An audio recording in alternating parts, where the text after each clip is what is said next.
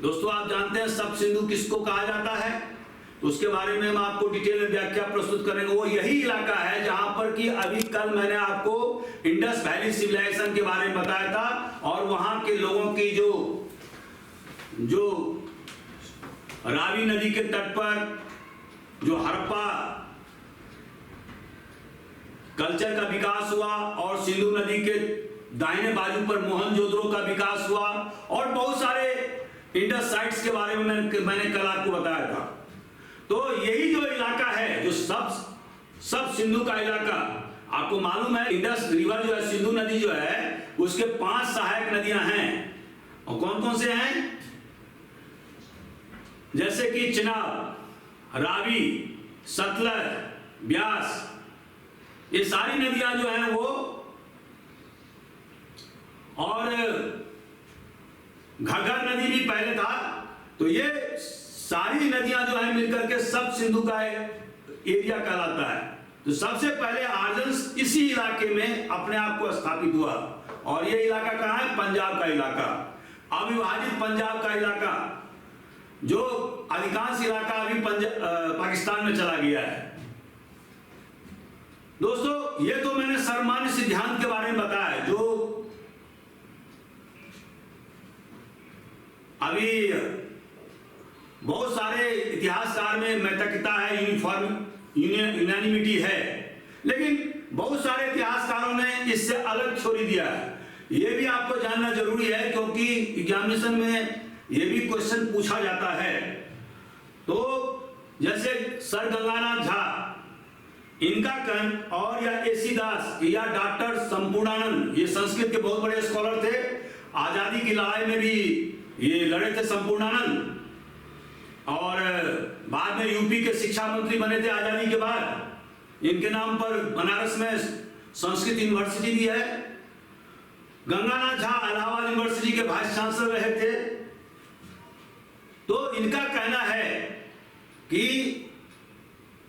Aryans कोई बाहर से नहीं आए थे, they were not foreigners but they were indigenous community, माने ये हिंदुस्तान के ही घर रहने वाले थे, और ये पंजाब और सिंध के इलाके के रहने वाले थे।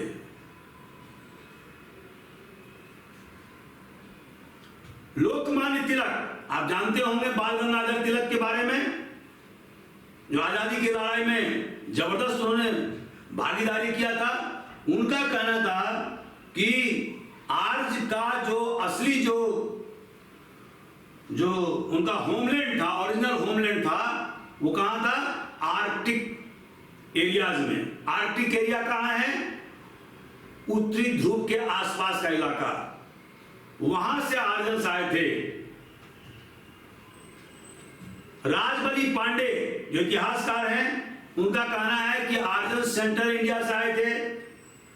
एलडी काला, ये सब आप लिखते जाइए। एलडी काला, उनका कहना है कि आर्यन्स कश्मीर से आए थे। लक्ष्मीधर शास्त्री, इनका कहना है कि आर्यन्स हिमालयन फुटहिल्स, मतलब हिमालय के तराई क्षेत्र से आए थे। बहुत सारे इतिहासकार, जैसे जिसमें कि मैक्स मूलर इंडोलॉजिस्ट हैं, जिसके बारे में आपको पहले मैं बता चुका हूं, उनका कहना है कि ये सेंट्रल एशिया से आए थे, जो मैंने अभी आपको बताया। और दयानंद सरस्वती कहना था कि आर्यन्स तिब्बत से आए थे। मेयर का कहना था कि वो पामीर से आए थे। ब्रैंडस्टीन का कहना था कि वो आर्यन्स जो है वो रसल स्टेपीज, जो ग्रासलैंड जो मैंने अभी आपको बताया, वहां से आए थे। तो अभी जो आप पारसी देखते हैं, जो बहुत सारे, जब मुसलमानों का राइज हुआ अरब पेनिसुला में, तो उन्होंने क्या किया?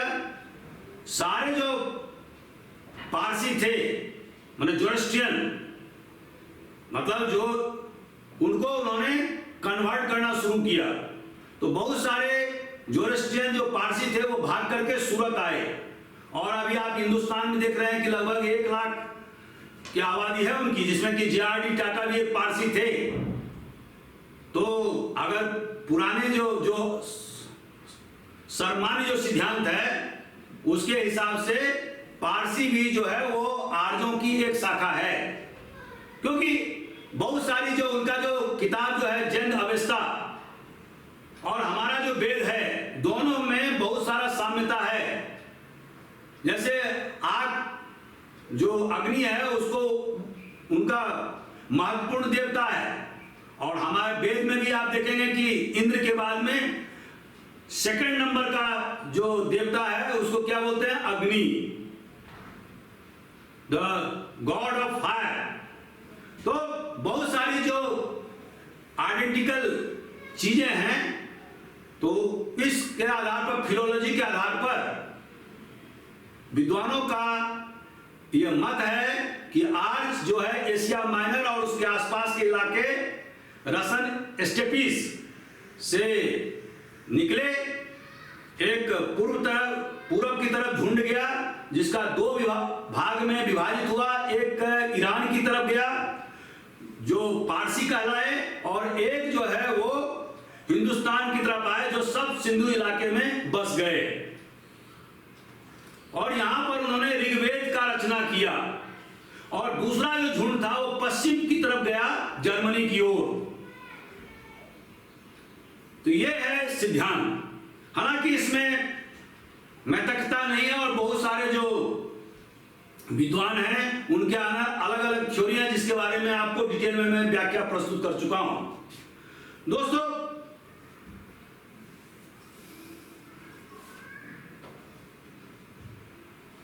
ये जो सब सिंधु का इलाका है, जैसे मैंने आपको बताया कि सिंधु नदी है वो मानसरोवर से निकलती है और निकल करके अरब सागर में जाती है।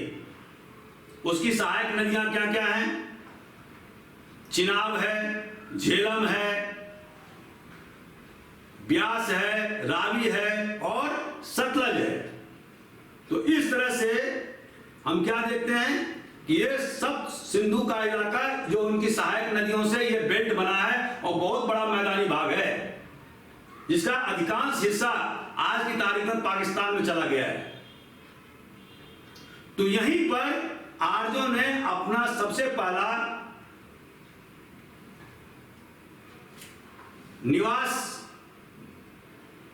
निश्चित किया, ज्योग्राफिकल लोकेशन निश्चित किया। लेकिन मैं यहां बता देना चाहता हूं कि शुरुआती दौर में आर्य जो यहां आए वो कोई परमानेंट सेटलमेंट उनका नहीं था, एक निश्चित आवास में वो नहीं रहते थे, बल्कि वो घुमंतु थे, खाना बदोश का जिंदगी जीवन व्यतीत करते थे। मतलब बेसिकली उनको आप पेस्टोरल कह सकते थे, जो एक इलाके से दूसरे इलाके अपने मवेशियों के साथ में जाते थे। सबसे पहले जब हिंदुस्तान में सब संधव इलाके में आए तो उन्हें फाइट करना पड़ा, युद्ध करना पड़ा। तो आप देखेंगे कि ऋग्वेद के ऋचा में दो बातों का उल्लेख है। पहला कि उन्होंने सबसे पहले जो यहाँ के जो अनार्य, मतलब यहाँ के जो लोकल लोग थे उनके साथ में युद्ध किया, और उसके बारे में जो वो टर्म का इस्तेमाल करते हैं वो दस्यु का इस्तेमाल करते हैं, दस्यु। और दस्यु का तो आज की तारीख में अगर हम शाब्दिक अर्थ निकालें तो दस्यु मतलब होता है डकैत या राक्षस। तो इसका दस्यु वर्ड का इस्तेमाल हुआ है, और यह दस्यु वर्ड जो है वो किसके लिए उपयोग होता है, जो those persons who were not Aryans, माना अनार्य, जो यहां के लोकल रहवासी थे, इनके साथ में युद्ध हुआ। और उसके बाद में उन्हें हराया। क्यों हराया? क्योंकि आपको मैंने पूर्व के लेक्चर में बताया था कि आर्यों के पास, उनके पास में हॉर्स को यूज करने का टेक्निक था, घोड़े का इस्तेमाल करते थे, वो चैरियट मतलब रथ का इस्तेमाल करते थे, और अच्छे उनके पास में हथियार और औजार थे, तो जिससे उन्हें मोबिलिटी मिलता था, गति मिलती थी, और वो दुश्मन को परास्त करने में कामयाब हुए। तो दोस्तों, सबसे पहले तो उन्होंने अनार्यों को परास्त किया। और उसके बाद में battle of 10 king, battle of 10 king, 10 राजाओं का युद्ध, ये कहां पर हुआ? परुसनी। यह आपको याद रखना होगा, परोसनी, परसोनी। परसोनी पुराने जमाने में रावी रिवर को, नदी को कहा जाता था परसोनी। रावी के तट पर युद्ध हुआ और इस युद्ध में भरत क्लान जीत गया।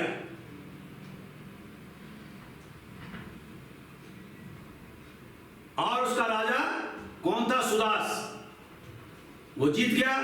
उसके बाद में जो डिफीटेड राजाओं में जो सबसे महत्वपूर्ण था वो पुरु था। तो भरत क्लान और पुरु ने मिलकर के कुरु क्लान की स्थापना की, कुरु ट्राइब की स्थापना किया। तो भरत के नाम पर ही हिंदुस्तान का नाम भारत पड़ा। ये याद रखने वाली बात है। ये भरत जो क्लान था जिसने अन्य राजाओं को हराया, तो उसी के नाम पर हिंदुस्तान का नाम बाद में भारत पड़ा। अब ये पुरु जो सबसे मोस्ट इंपॉर्टेंट जो अदर क्लान था, जो जिसको डिफीट किया था भरत ने, उसका नाम था पुरु। अब पुरु और भरत ने मिलकर के एक नए ट्राइब या एक क्लान की स्थापना किया जिसका नाम था कुरु। और ये कुरु क्लान ने फिर हिंदुस्तान के, आपने देखा होगा हस्तिनापुर में, उन्होंने लेटर वैदिक पीरियड में जाकर के उन्होंने यहां पर राजवंश स्थापना किया, जिसके आप जानते हैं कि महाभारत जो है, कौरव माने कुरु मतलब उनके वंशज को कौरव बोलते थे, और पांडु का, उन्हीं का एक शाखा था, उसको पांडव बोलते थे। बाद के वर्षों में पांडव और कौरव के बीच में युद्ध हुआ। 950 एडी के लगभग में, सॉरी बीसी में, 950 या 900 बीसी के लगभग में युद्ध हुआ, जिसको महाभारत कहते हैं। और ये 4वीं शताब्दी एडी तक इस महाभारत ग्रंथ का रेंडिशन या संपादन होता रहा। और जो मैंने पूर्व के वीडियो में बताया था कि शुरुआती दौर में महाभारत में 8-10 हजार से ज्यादा श्लोक नहीं थे, जो बाद में बढ़ते बढ़ते 1 लाख से ज्यादा श्लोक हो गया है। दोस्तों, कुरु क्लान और पंचाल क्लान, जो रोहिलखंड का इलाका है यूपी में, वहां पर पंचालों ने अपना जनपद स्थापित किया था। अभी उसके बारे में बताऊं। दोनों ने मिलकर के उत्तरी जो भारत है, जो आर्यावर्त उस जमाने में कहा जाता था, आर्यावर्त मतलब उस जमाने के हिसाब से पंजाब, आज का यूपी, बिहार, और आज का जो अवंती मतलब उज्जैन का इलाका, ये मिलाकर के आर्यावर्त कहा जाता था। तो इन इलाकों पर उन्होंने पंचाल और कुरु दोनों राजवंशों ने मिलकर के पूरा दबदबा स्थापित किया। और बाद के वर्षों में राजा जनक, जो विदेह राज्य की स्थापना किया, वो उन तीनों ने मिलकर के मतलब पूरे आर्यावर्त में उनका दबदबा कायम हो गया। जो अभी विदेह नगरी को अभी वर्तमान में क्या कहा जाता है? मिथिला, नॉर्दर्न बिहार का पार्ट है। और जनकपुर जो है अभी नेपाल में पड़ता है, मतलब बिहार और नेपाल के बॉर्डर पर, लेकिन है वो नेपाल में भी। हेलो दोस्तों, मैं Akhilesh Jha, senior IPS officer. अगर आपको मेरा यह वीडियो अच्छा लगा तो आप इसको लाइक करें, शेयर करें, सब्सक्राइब करें। पूरा वीडियो देखने के लिए आप हमारे ऐप AJIS अकेडमी को डाउनलोड करें, जहां पर आपको हमारे बहुत सारे वीडियोस, टेस्ट सीरीज़ और PDF मिलेंगे। Thank you very much.